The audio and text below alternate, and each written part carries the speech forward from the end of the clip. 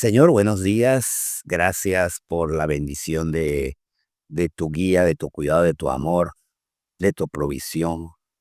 Gracias porque si bien lo pedimos con fe, porque tú dices que lo pidamos con fe, tú nos das tu propia sabiduría, pidiéndola con fe y tú la das abundantemente, creyendo que recibiremos, porque todo lo que tenemos que pedirte a ti lo tenemos que hacer con fe.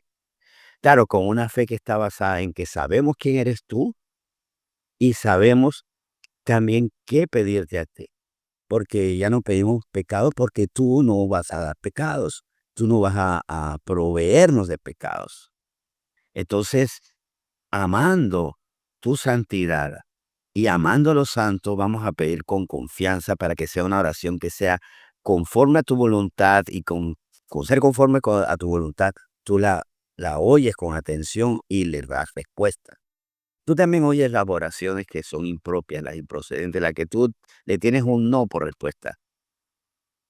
Y ahí es donde también perdemos nuestro tiempo, Señor, porque te ponemos peticiones que no vas a cumplir porque no son conforme a tu voluntad, porque nos harían daño, porque tú nos amas. Por eso, Señor, también gracias porque estos tiempos tú nos has ido enseñando a conocerte y a hablarte mejor, a orar, a tener anhelos santos, puros, correctos, anhelos que benefician, que son bendición cuando tú los respondes. Señor, hoy te entregamos esta mañana, necesitamos de ti. Ayúdanos a comprender tu voluntad siempre. Es necesario y imprescindible. Por favor, ayúdanos. Te lo suplicamos en nombre de Jesús. Amén. Muy bien, gracias por estar aquí conectados. Y hoy vamos a hacer un ciclo muy interesante, una cadena de temas que tienen que ver con enfrentar esas dificultades que a nosotros normalmente, cada vez que hay dificultades, no sé si lo han notado, pero hay dificultades que cada vez que nos enfrentamos con ellas, de lo por hecho que perdemos. ¿No le ha pasado que hay dificultades que nos tienen a nosotros así, como decimos buen panameño, ¿no? De conguito, o sea, nos tienen a nosotros vencidos? ¿Cómo librarnos de esas dificultades, esas montañas a las que nos enfrentamos? Buena pregunta. Y a las que vayan surgiendo. Y con las que hay como un empate, a veces sí, a veces no, pero muchas veces me avergüenza, me vence.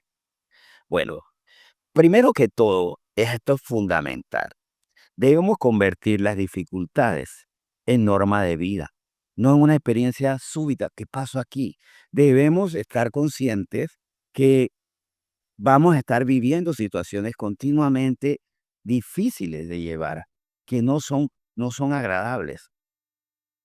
Y estas situaciones, cuando las hemos entendido como parte de nuestra vida, aquí, en ese sentido, ya estamos mucho más preparados. Estamos no sorprendidos. O sea, las dificultades son parte de la vida, sí. Ahora, ¿qué hemos hecho con esas dificultades? Hemos dejado que nos venzan, que estemos asustados, que estemos aterrados, que estemos vencidos. Por supuesto que no. Y mucho el Señor nos puede hablar al respecto. A mí me gustaría que, de hecho, evaluáramos muy bien lo que dice Primera de Pedro. Vamos a la primera carta de Pedro. Y vamos a buscar en la carta de Pedro, desde el versículo 6, para que veamos cómo las pruebas son parte de la vida, no, no una eventualidad. Esto no es el cometa Halley que aparece cada 75 años, no, esto es algo continuo, nuestro día a día. Así que día a día tenemos que estar listos para enfrentar esto. Dice primera de Pedro, capítulo 4, no, perdón, dije capítulo 4, capítulo 1. Perdón, corrijo. Primera de Pedro, capítulo 1. Perdón, perdóneme. Primera de Pedro, capítulo 1, versículo 6 al 7 está bien. En lo cual nosotros os alegráis, aunque ahora por un poco de tiempo, si es necesario, tengáis que ser afligidos en diversas pruebas, para que sometida a prueba vuestra fe, mucho más preciosa que el oro, el cual, aunque perecedero, se prueba con fuego, sea hallada en alabanza, gloria y honra cuando sea manifestado Jesucristo. Nuestra vida debe enfrentar pruebas. Ahora, lo importante, y a mí me gusta enfatizar mucho, el final, cuando pase la tormenta, es en qué estado nos encontramos. Y en medio de la tormenta, ¿qué palabras salieron? Porque el problema es que estamos cómodos. Cuando viene la tormenta, hay acciones, cuando estamos en medio de la tormenta, acciones y palabras que no deben hacerse ni decirse. Y muchas veces cuando pasa la tormenta, estamos descolocados, estamos donde no debemos de estar. Hay muchos ejemplos bíblicos de personas que en medio de la prueba, pasa la prueba y están en lugares equivocados. Vamos a ver, por ejemplo, el caso de Elías. Elías no tenía que estar siendo alimentado por cuervos, alejado de todo, porque no era donde tenía que estar. ¿Qué hacía él allí? No era el lugar correcto, no era el lugar apropiado, no era el lugar que Dios le había puesto. Y cuidado que cuando pasa la tormenta, yo estoy, un lugar que puedo estar, algunos en la cantina, ahí tratando de ahogar las penas, algunos en la soledad de su cuarto, encerrados, que nadie me mire, ¿no? Encerrados, que estamos colocados en la depresión, incluso porque no solamente hay sitio físico, también emocionalmente hay lugares donde no podemos estar residiendo en la tristeza, en la amargura cuando pasan las situaciones, cuando después de pasar la prueba. Tampoco puede ser, a veces el problema es dónde deberíamos estar y no estamos. Porque así como no es apropiado estar encerrado lejos, tampoco es apropiado que el momento de la prueba no estemos, por ejemplo, en la iglesia, el momento de la prueba que Dios nos agarre en la iglesia o en la casa. Hay un lugar que puede ser el oratorio, perfecto, que estemos en el oratorio hablando con el Señor. Pero en medio de la prueba, cuidado, es muy importante que en medio de la prueba nos escuchemos. Los momentos cruciales para escucharnos son todos, sí, pero cuando estamos en la prueba. De hecho, yo les pongo siempre este consejo. Cuando estén en la prueba, escúchense a ustedes. Comparen lo que ustedes dicen con la palabra de Dios y la otra. Escuchen a sus seres amados para que después puedan corregirlos en medio de la situación económica. El que dijo, yo no sé por qué tenemos que vivir esta vida, ¿dónde está Dios? La vida es imposible. Claro que la vida es imposible a menos que estemos en Cristo, porque, porque para Él nada es imposible. Así ya es otra situación. Pero cuidado, y aquí vuelvo y repito, cuando hay una tormenta, escuchémonos y escuchemos a los demás para después pasar la tormenta y decirle, mira, en medio de la situación estuvo esto mal. Claro, si está de repente la persona muy desbocada y haciendo cosas muy impropias en medio de la tormenta, sí tengo que detenerla, detente. Sobre todo cuando dice o hace cosas peligrosas. Imagínense a alguien que en medio de la tormenta se quiera salir por la ventana. Es peor.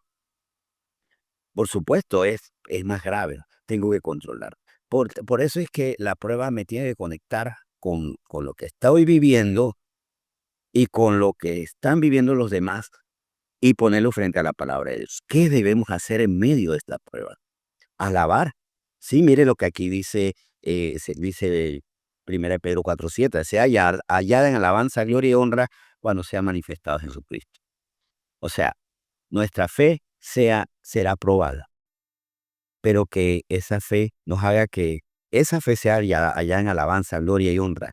O sea, una fe allá en alabanza, gloria y honra es una fe firme que no ha declinado, que sigue estando allí y no está ubicada en qué puedo hacer yo, porque a veces también es eso. Tenemos una relación con Dios y en el momento de la prueba yo salgo y yo resuelvo, cosa que es terrible, es peligrosa y que muchas veces a nosotros lo que nos hace es llevarnos a errar más. En Juan 14:12, ¿qué dice la palabra del Señor en Juan 14:12? Veamos esto porque es muy importante, porque nosotros normalmente somos reducidos por problemas. Los problemas nos reducen. El Señor nos quiere a nosotros llevar por encima de los problemas y las situaciones. De hecho, el Señor, recuerden que Él hizo maravillas, prodigios para mostrar el amor de Dios, para mostrar el poder de Dios para que creyera, ¿verdad? Para que ellos vieran. Por amor a los demás lo hicieron. Ahora, muchos ni aún viendo las obras creyeron, eso es cierto. Pero muchos, como uno de 10 leprosos, creyó, dio las gracias y por su fe fue sano. Ejemplo. Pero también hubo momentos puntuales en donde él terminó resolviendo situaciones así que eran difíciles y en vez de dejarse reducir por los problemas, él se agrandaba sobre esos problemas. Dice Juan 14, versículo 12. De cierto os digo, el que en mí cree, las obras que yo hago, él las hará también, y aún mayores hará porque yo voy al Padre. El Señor mismo dice que mayores obras haremos, pero cuando en Él creemos, no cuando creemos en nosotros, cuando creemos en el político, cuando creemos en el sistema, cuando creemos en el dinero, que resuelven limitadamente, y algunos ni siquiera resuelven. Y algunos resuelven con segunda intención. Hablo, por ejemplo, el caso de muchos líderes políticos y esto, que nos resuelve con segundas intenciones. A veces para endeudarnos nos resuelven para endeudarnos más o para crearnos ataduras, obligaciones. O hay cosas como el dinero de nosotros resuelve, pero el dinero, hay cosas que el dinero ya no alcanza. Es más, ni siquiera porque tenga todo el dinero del mundo, pero hay una enfermedad que ni el dinero me puede resolver. O la falta de amor. O hay muchas otras situaciones que la falta de entendimiento. Yo no puedo invertir, esto no es como la computadora que le medito más terabyte y ya tiene más capacidad. El Espíritu Santo sí lo puede hacer. Recuerden que el Espíritu Santo sí nos da la sabiduría del Padre. Entonces ahí vemos que mayores obras ustedes harán que las que yo hago. ¿Y qué hizo el Señor? Continuamente vencer, vencer dificultades. ¿Cómo librarnos de las montañas a las que nos enfrentamos? Primero, teniendo fe en quien hizo cosas enormes, dice, y mayores cosas harán si en Él creemos, jamás por gloria de nosotros. Si en Él ponemos nuestra confianza. Entonces, es necesario tener la seguridad en nuestro corazón de que la voluntad de Dios es que primero que todo, ¿cuál es la voluntad de Dios? Que a nosotros, bueno, primero que seamos salvos. La voluntad de Dios es que nadie se pierda. O sea, el Señor tiene una voluntad en cuanto a nuestra eternidad. Y de tal manera amó Dios al mundo que dio a su Hijo unigénito para que todo aquel que en Él cree no se pierda, mas tenga vida eterna. O sea, el propósito más grande del Señor es que nadie se pierda y para eso envió a su Hijo Jesucristo y Jesucristo como enviado cumplió cabalmente con la orden de ser Cordero perfecto sin pecado, no permitió que la naturaleza humana fuera estorbo para ser la ofrenda perfecta para que por creer en Él nosotros tengamos vida eterna. Es cierto, el propósito mayor del Señor es que seamos santos.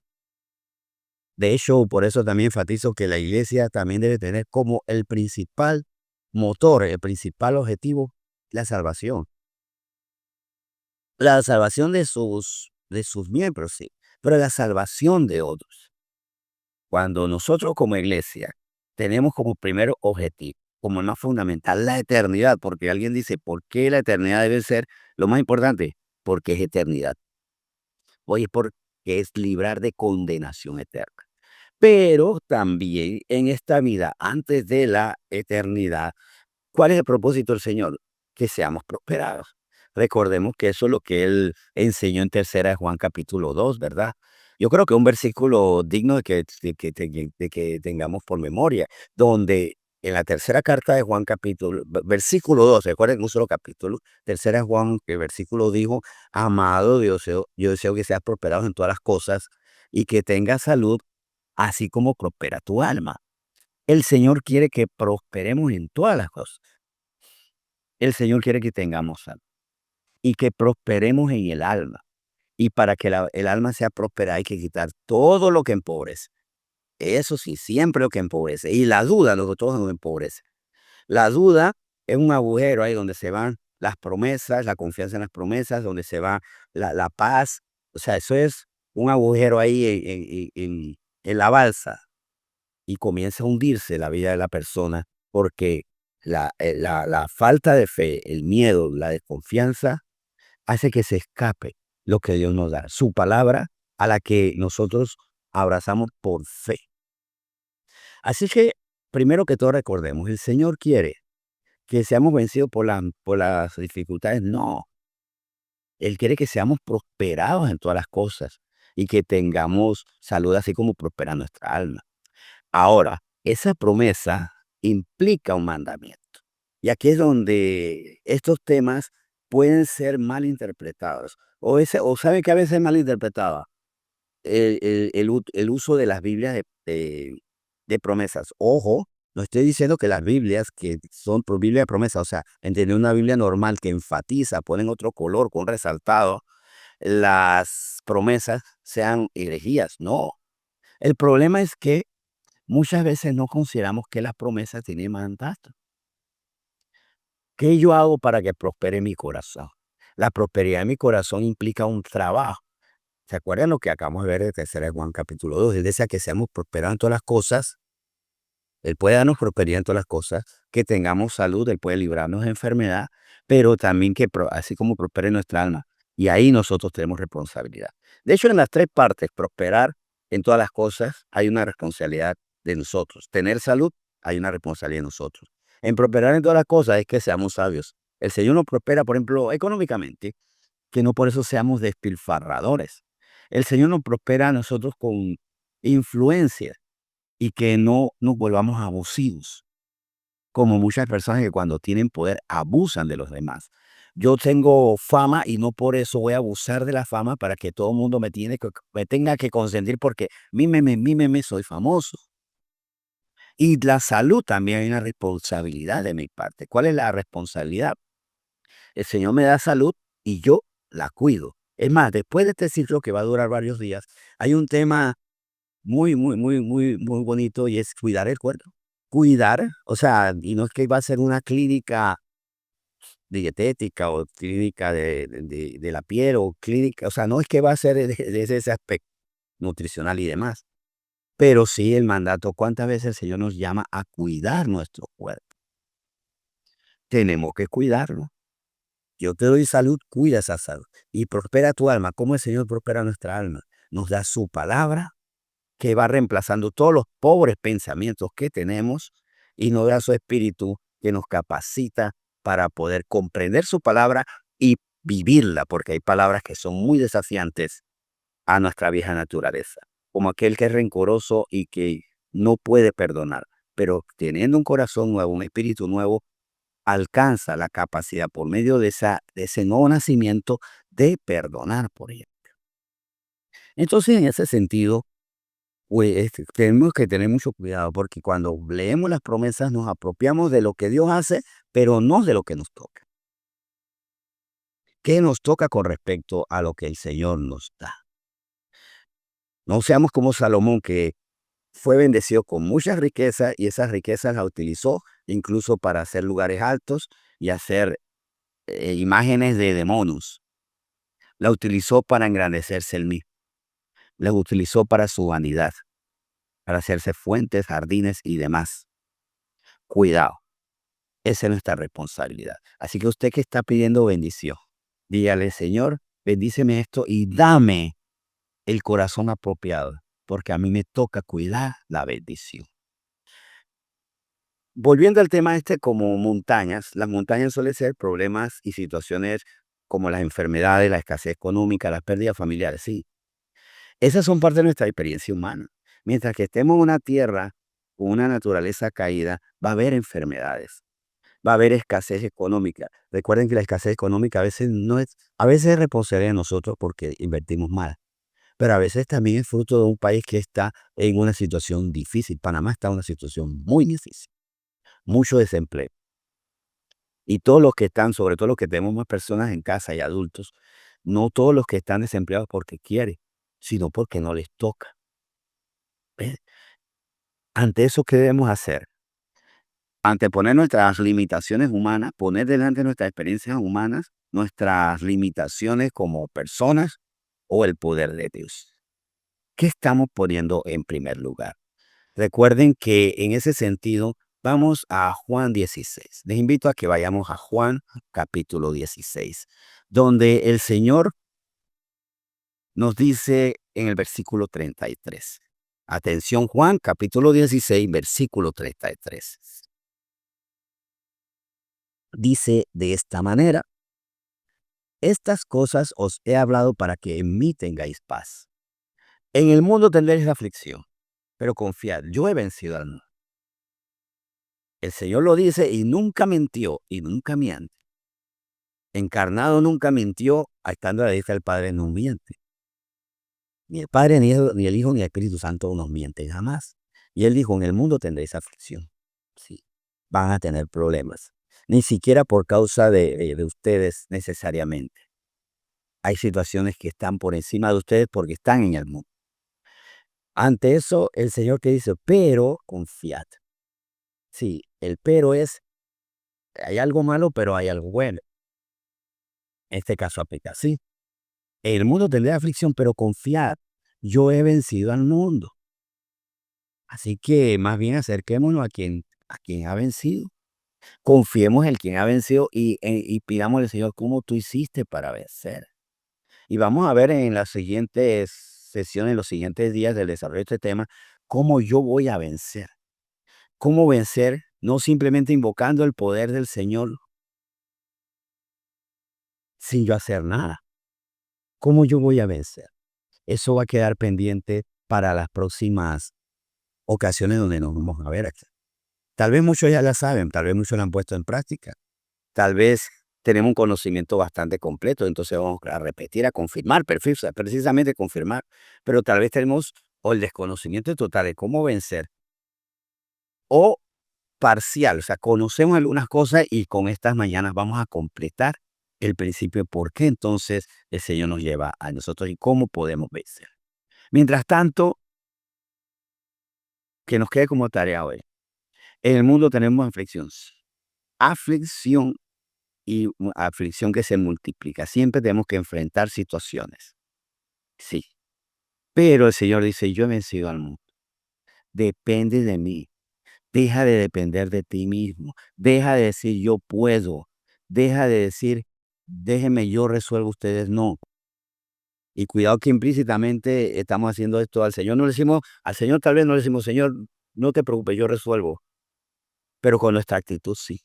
Cuando no le pedimos ayuda. Más bien lo que yo tengo que pedirle al Señor, más que déjame que yo lo hago, es ayúdame a poder hacer. Ayúdame a no equivocarme, haz tú. Y más bien, ayúdame a no ser tropiezo. Ayúdame a no atrasar los procesos. Si yo hago lo correcto, no voy a estorbar. Y eso también lo vamos a hablar en una de estas sesiones. Cómo dejar de ser estorbo al Señor. Eso va a ser uno de los temas. Cómo dejar de estorbar al Señor. Mientras tanto, le pongo esta tarea hoy, esta introducción de este ciclo muy interesante para enfrentar esas montañas que no podemos vencer. Recuerde, las promesas tienen mandato. El Señor quiere prosperarnos, guardemos y utilicemos bien la prosperidad. Quiere darnos salud, cuidemos la salud que Él nos da. Quiere que prospere nuestra alma, no metamos dentro de nuestra alma pensamientos, sentimientos empobrecedores como el rencor, la maldad, la venganza y demás. Vamos a orar. Señor, muchas gracias por esta palabra. Gracias, Señor, por hoy instruirnos. Gracias, Señor, por hoy corregirnos. Y gracias a ti, Señor, porque tú hiciste cosas grandes, pero también nos pusiste esto, creyendo en ti que mayores cosas haremos. Pero creyendo en ti, dependiendo de ti, jamás de nosotros puede surgir superarte a ti. Nadie te puede superar a ti. Pero si yo vivo en Cristo, si Cristo vive en mí, nueva criatura soy. Las cosas viejas pasaron, eso implica las derrotas del pasado, las maneras imperfectas de hacer las cosas, las maneras egocéntricas de tratar de resolver nuestras vidas para pasar a esa manera teocéntrica. Tú eres nuestro centro, tú eres nuestra respuesta y ahora ya no temeremos también. Si cosas viejas es que antes los miedos nos obligaban y nos postramos delante de ellos. Ahora nos postramos delante de nuestro Dios y nos levantamos delante de los problemas. Señor, gracias por estas instrucciones que nos das hoy. Te bendecimos a ti siempre, por siempre, y que así sea para siempre. En nombre de Cristo Jesús. Amén.